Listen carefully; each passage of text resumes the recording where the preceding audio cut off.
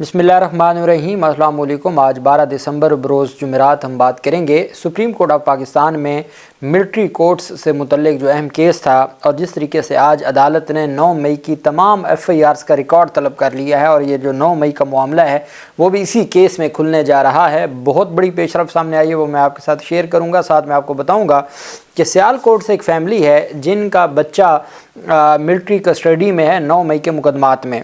انہوں نے ایک درخواست دائر کی تھی اور عدالت سے استدعا کی گئی تھی لاہور ہائی کورٹ سے کہ ہمارے بچوں کو سہولیات نہیں دی جا رہی اور ملاقات نہیں ہوتی، اور انہوں نے اپنے مسائل ڈسکس کیے تھے۔ جسٹس وحید خان صاحب نے اس کے اوپر کارروائی کی تھی، اور میں نے آپ کو بتایا تھا لاسٹ ڈیٹ آف ہیئرنگ پر وفاقی حکومت نے کہا کہ ہم نے رپورٹ تو ہماری آ گئی ہے، لیکن ہم وہ رپورٹ پیش نہیں کر سکتے، وہ کانفیڈینشیل ہے۔ عدالت نے کہا بھی جو رپورٹ آپ پیش نہیں کر سکتے تو ہم اس کا کیا کریں، اس رپورٹ کے آنے کا کیا فائدہ۔ عدالت نے سختی اور برہمی کا اظہار کیا تھا، اور عدالت نے کہا تھا کہ رپورٹ جو عدالت میں پیش کی جا سکتی ہے وہ ہمیں دیں، اور ہم اس کو آگے پھر معاملے کو دیکھتے ہیں۔ آج عدالت میں سماعت ہوئی، اور ملٹری کی تحویل میں موجود ملزمان کو میسر سہولیات کی معلومات کے لیے لاہور ہائی کورٹ میں دائر درخواست پر سماعت ہوئی۔ جسٹس محمد وحید خان لاہور ہائی کورٹ کے جج ہیں، انہوں نے کائنات گل کی درخواست پر سماعت کی۔ خدیجہ صدیقی وکیل ہیں، وہ پیش ہوئیں۔ سرکاری وکیل نے ملٹری تحویل میں قید ملزمان کو میسر سہولیات پر رپورٹ جمع کروائی۔ دوران سماعت درخواست گزار کے وکیل نے کہا کہ عدالت کے آرڈر کے بعد تمام سہولیات ملنا شروع ہو گئی ہیں، عدالت کے حکم سے ملاقات ہونا شروع ہو گئیں، اب چارپائیاں بھی مل گئی ہیں۔ پہلے ان کے پاس جو سیل ہیں ان میں چارپائیاں نہیں تھی، اب چارپائیاں دی گئی ہیں۔ سرکاری وکیل نے کہا کہ اگر ایک سیل میں ایک سے زائد ملزمان کو رکھیں گے تو یہ لڑ جھگڑ سکتے ہیں۔ جسٹس وحید الدین خان نے کہا، جسٹس وحید الدین خان صاحب نے، کہ نہیں لڑیں گے، آپ جو سہولیات بھی مہیا کر سکتے ہیں آپ ان کو کریں۔ عدالت نے وہ درخواست نمٹا دی۔ جو سہولیات کی لسٹ پیش کی گئی ہے وفاقی حکومت کی جانب سے، اس میں یہ کائنات گل وائف آف محمد فرخ اور ساتھ فیڈریشن آف پاکستان اور منسٹری آف ڈیفنس کو یہ فریق بنایا گیا تھا۔ Details of facilities being provided to suspect Muhammad Farrukh, جو اس درخواست گزار کا خاوند ہے، ریٹ پٹیشن نمبر، اور اس میں بتایا گیا the petitioner's husband namely civilian Muhammad Farrukh resident of, ان کے آگے ایڈریس لکھا ہوا ہے فیصل آباد کا، اور وہ ملٹری کنفائنمنٹ میں ہے سیالکوٹ میں، اور ان کو جو سہولیات دی گئی ہیں وہ رپورٹ میں کہا گیا کہ the accused is allowed to meet his family on weekly basis in which the family members of the accused visit him at designated time and place. Apart from said family meeting, the accused is provided with the telephone call facility with his family members every week and as when asked by the accused، کہ ایک تو ہفتے میں ایک ملاقات ہوتی ہے، ہفتے میں ان کی ٹیلی فون پر گھر والوں سے بات کروائی جاتی ہے، اور جب ملزم کہتا ہے اس کی ٹیلی فون پر اس کی فیملی کے ساتھ بات بھی کروائی جاتی ہے۔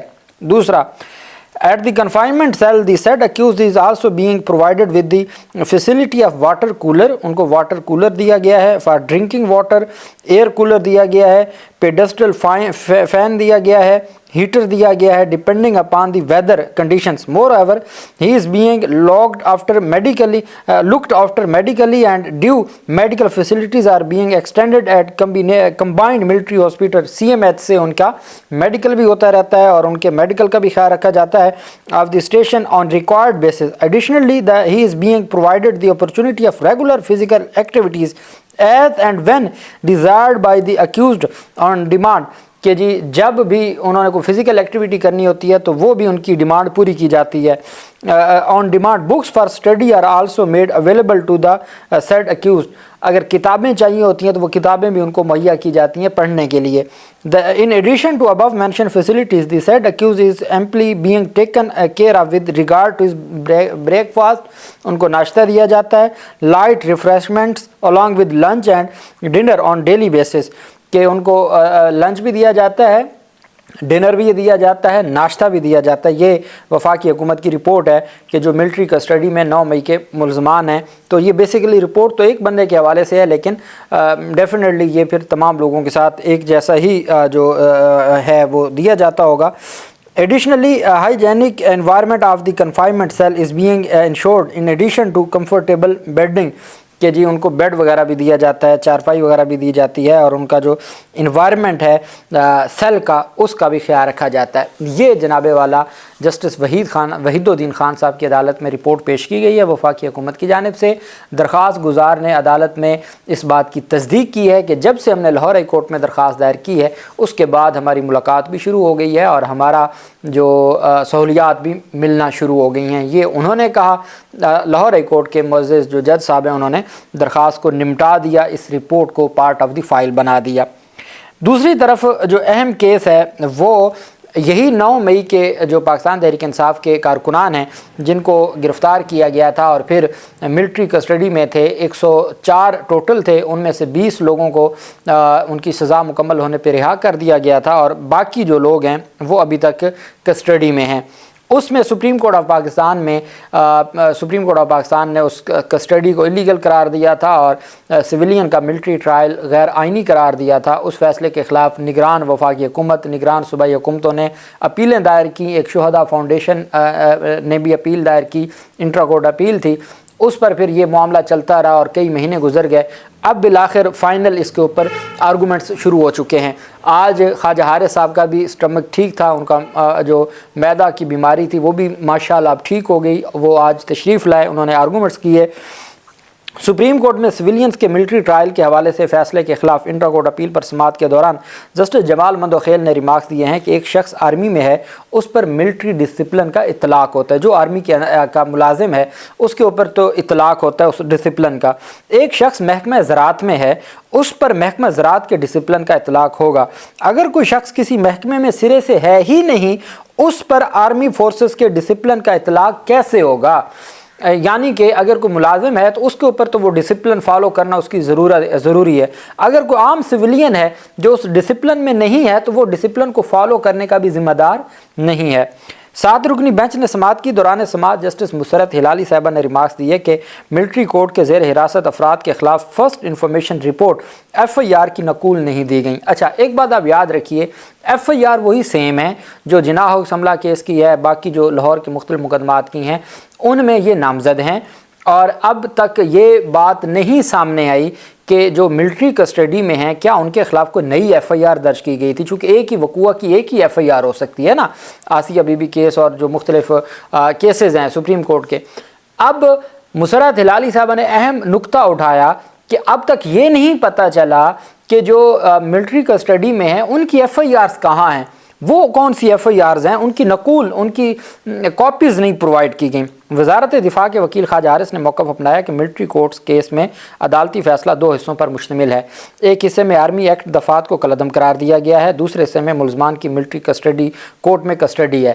اچھا یہ بات آپ یاد رکھیے گا کہ جو ایک شک ہے آرمی ایکٹ میں جس میں سویلین کا ملٹری ٹرائل ہو سکتا ہے, اس کو 6 رکنی بینچ تھا, 5 ججز نے کہا کہ جی یہ جو شکیں ہیں یہ بھی آئین کی خلاف ورزی میں ہے, تو آرمی ایکٹ کی کچھ شکوں کو بھی کالعدم قرار دیا تھا. ایک دوسرا 6 جج تھے جس میں یحییٰ افریدی صاحب, اس میں ان شکوں کو کالعدم قرار دینے میں یحییٰ افریدی صاحب نہیں ایگری کیا تھا. باقی جو 6 بینچ تھا 6 رکنی, انہوں نے جو سویلین کا ملٹری ٹرائل ہے اس کو کالعدم قرار دیا تھا. خواجہ حارث نے کہا کہ یہ جو فیصلہ ہے جس کے خلاف ہم نے انٹرا کورٹ اپیل دائر کی یہ 2 حصوں پر ہے, ایک آرمی ایکٹ کی کچھ شکوں کو کالعدم ہوا اور ایک سویلین کا ملٹری ٹرائل کالعدم ہوا. جمال مندوخیل صاحب نے ریمارک دیا کہ ملٹری کورٹس کا پورا کیس آرٹیکل 8 کے گرد گھومتا ہے. جسٹس محمد علی مظہر نے استفسار کیا کہ 5 رکنی بینچ نے آرمی ایکٹ دفعات کو آرٹیکل 8 سے متصادم قرار دیا. فیصلے میں آرمی ایکٹ کی دفعات کو آرٹیکل 8 سے متصادم ہونے کا کیا جواز دیا گیا؟ جسٹس جمال مندوخیل نے استفسار کیا کہ کیا جو شخص آرمڈ فورسز میں نہیں وہ اس کے ڈسپلن کے نیچے کیسے آ سکتا ہے؟ خواجہ حارث نے جواب دیا اگر قانون اجازت دیتا ہے تو ڈسپلن کا اطلاق ہوگا. جسٹس جمال مندوخیل نے ریمارک دی کہ ایک شخص آرمی میں ہے اس پر ملٹری ڈسپلن کا اطلاق ہوگا, ایک شخص محکمہ زراعت میں ہے اس پر محکمہ زراعت کے ڈسپلن کا اطلاق ہوگا. اگر کوئی شخص کسی محکمہ میں سرے سے ہے ہی نہیں اس پر آرمی فورسز کے ڈسپلن کا اطلاق کیسے ہوگا؟ اگر کیا غیر متعلقہ شخص کو ڈسپلن کے نیچے لانا آرٹیکل 8 کی خلاف ورزی نہیں ہوگی؟ خواجہ حارث نے موقف اختیار کیا کہ مخصوص حالات میں سویلین پر بھی آرمی ایکٹ کا اطلاق ہوتا ہے. सुप्रीम कोर्ट के इस नुक्ते पर अदालती फैसला मौजूद है। जस्टिस मोहम्मद अली मजहर ने रिमार्क दिए कि FB अली और शेख रियाज अली केस में यही करार दिया गया। 4 जजेस ने फैसले में आर्मी एक्ट दफात को कलअदम किया। ख्वाजा हारिस ने मौक़िफ़ अपनाया कि अदालत के पास आर्मी एक्ट दफात को कलअदम करने का अख्तियार नहीं है। जस्टिस जमाल मंदोखेल ने रिमार्क्स में कहा, इस तरह तो अगर कोई उकसाने का सोचे उस पर भी आर्मी एक्ट का इतलाक होगा। क्या आर्मी एक्ट ने आइन के आर्टिकल 8 के सेक्शन 1 को गैर मौसर नहीं कर दिया? क्या सिविलियन पर आर्मी का इतलाक हो सकता है? ख्वाजा हारिस ने मौक़िफ़ अपनाया, मिलिट्री कोर्ट में भी फेयर ट्रायल के आर्टिकल 10A का इतलाक होता है। जस्टिस मोहम्मद अली मजहर ने रिमार्क दिए, मिलिट्री कोर्ट फैसले के खिलाफ इंट्रा कोर्ट अपीलों को यहाँ सुना जा रहा है। सबसे पहले अदालती फैसले में नकाइस की निशानदेही करें। जस्टिस जमाल मंदोखेल ने रिमार्क्स में मजीद कहा कि आइनी बेंच इंट्रा कोर्ट अपीलों में भी आइनी नुक्ते का जायज़ा ले सकता है। जस्टिस मोहम्मद अली मजहर ने रिमार्क दिए कि बरादर जज की ऑब्जर्वेशन से मेरा इख्तिलाफ नहीं है, फैसले में नकाइस की निशानदेही भी ज़रूरी है। जस्टिस जमाल ने इस्तफसार किया, पाकिस्तान में सबसे बड़ा ओहदा सदर पाकिस्तान का है। अगर सदर हाउस पर हमला होता है तो मुलज़िम का ट्रायल इंसदाद दहशतगर्दी अदालत में होगा। अगर आर्मी अमलाक पर हमला हुआ तो ट्रायल मिलिट्री कोर्ट में कैसे हो सकता है? ख्वाजा हारिस ने मौक़िफ़ अख्तियार किया, यह फ़ैसला कानून साज़ों ने कानून साजी से किया है। जस्टिस मुसरत हिलाली ने इस्तफसार किया कि क्या मिलिट्री कोर्ट ट्रायल में वकील की इजाज़त होती है और मुलज़िम को तमाम मवाद फराहम किया जाता है? ख्वाजा हारिस ने जवाब दिया, मिलिट्री कोर्ट में मुलज़िम को वकील और तमाम मुतल्लिका मवाद फराहम किया जाता है। जस्टिस जमाल ने इस्तफसार किया, अगर एक फ़ौजी अपने अफसर का कत्ल कर दे तो केस कहाँ चलेगा? ख्वाजा हारिस ने जवाब दिया, कत्ल का केस आम अदालत में चलेगा। जस्टिस जमाल ने रिमार्क दिए, जो शख्स आर्मी एक्ट का सब्जेक्ट नहीं उसको बुनियादी हकूक़ से कैसे महरूम किया जा सकता है? आर्म्ड फोर्सेस से मुतल्लिक़ कवानीन सिविल की हद तक देखें। ख्वाजा हारिस ने कहा, डिसिप्लिन के बगैर आर्मी का काम ही नहीं कर सकती। जस्टिस जमाल मंदोखेल ने रिमार्क्स में कहा कि मैंने तारीख पढ़ी है, ये तसव्वुर हज़रत उमर के दौर में आया था कि आर्म्ड फोर्सेस सिविलियंस से अलहदा होंगी, आर्म्ड फोर्सेस के लिए कवानीन भी अलहदा होंगे। जो कवानीन आर्म्ड फोर्सेस की हद तक नहीं है वो डिस्चार्ज ऑफ ड्यूटीज़ नहीं होंगी। और अदालत ने वफाकी हुकूमत और वजारत दिफा से कहा कि जो 9 मई की हैं जितनी भी FIRs हैं वो तमाम की तमाम FIRs का रिकॉर्ड कल पेश किया जाए। समाअत कल तक मुलतवी की है, कल 9 मई की FIR सामने आएंगी। अब ये 9 मई की FIRs जब पढ़ेंगे तो सारी चीज़ें सामने आ जाएंगी। और 9 मई का जो इमरान खान का 2 ही उनके मुतालबात हैं, एक 9 मई का जुडिशल है कमीशन, एक उनका है 26 नवंबर का। तो 9 मई का मामला एक तो अलग से जुडिशल कमीशन में जिसमें इमरान खान की दरख्वास्त को काबिल समाअत करार देते हुए उसको कहा कि अदालत ने कहा कि इसको आप नंबर लगाएं, रजिस्ट्रार को कहा और इसको समाअत के लिए मुकर्रर किया जाए, जो अगले हफ्ते उम्मीद है समाअत के लिए मुकर्रर हो जाएगी। और एक इसमें FIRs जो 9 मई की हैं उनका अदालत ने आज जो ऑब्जर्वेशन दी है, वाज़ह नज़र आ रहा है कि अदालत कायल नहीं हो रही ख्वाजा हारिस के दलाइल से। उसके बावजूद अदालत ये भी चाहती है कि 9 मई की FIRs में इल्ज़ाम क्या है, उसमें ऐसी क्या बात है कि जिसकी बुनियाद पर मिलिट्री ट्रायल होना चाहिए।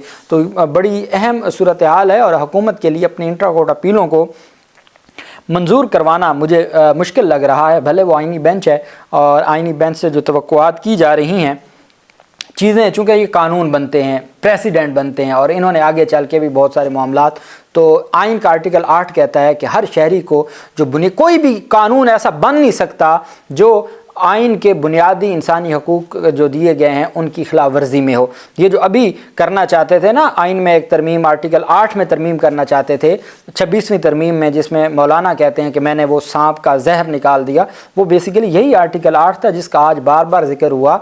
अदालत ये कहती है कि जो तो डिसिप्लिन में हैं वो तो हैं, जो डिसिप्लिन में नहीं हैं उन पर आप उनके जो बुनियादी इंसानी हकूक़ हैं जो आइन में दिए गए हैं आर्टिकल 9 से आर्टिकल 27-28 तक, तो वो आप कैसे उनसे ले सकते हैं और आप कैसे कोई ऐसी कानून साजी कर सकते हैं जो आर्टिकल 8 की खिलाफ वर्जी हो।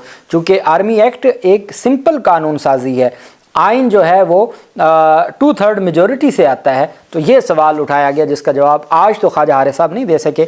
अदालत की ऑब्जर्वेशन भी वाज़ेह तौर पर आ गई।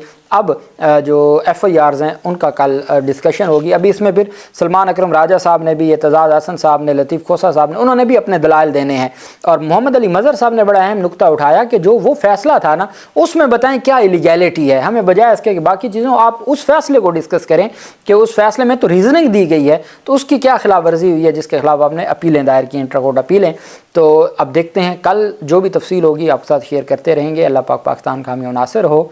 बहुत शुक्रिया। अल्लाह हाफिज़। पाकिस्तान जिंदाबाद।